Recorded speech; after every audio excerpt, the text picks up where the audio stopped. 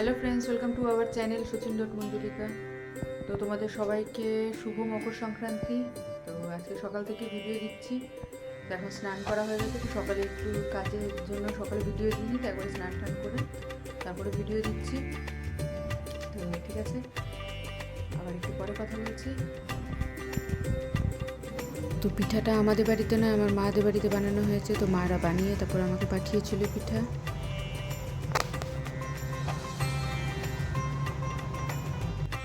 তো এখন নারকেলটাকে ভাজা হচ্ছে ভালো করে।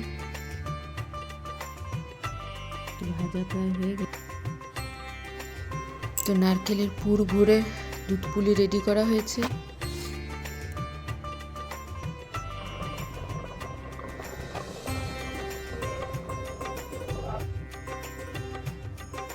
তো রেডি হয়ে গেছে দুধ পুলি পিঠা।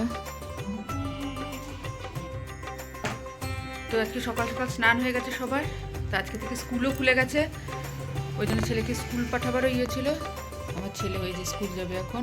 ও সকালবেলা উঠে সবার ফার্স্টে চান করেছে, এখন স্কুল যাবে বলে রেডি হচ্ছে।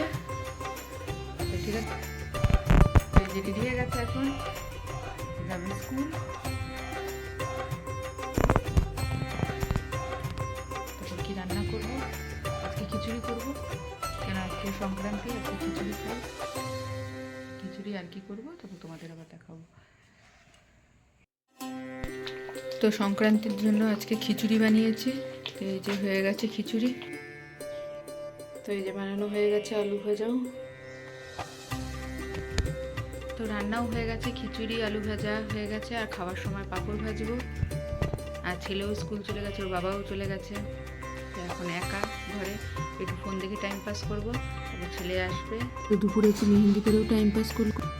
এখন মুড়ির মোয়া বানাবো বলে গুড়টাকে গলাচ্ছি। তো গুড় গলে গেছে, তো এবার মুড়িগুলো দিয়ে দেবো, নিয়ে মোয়া রেডি করে নেব।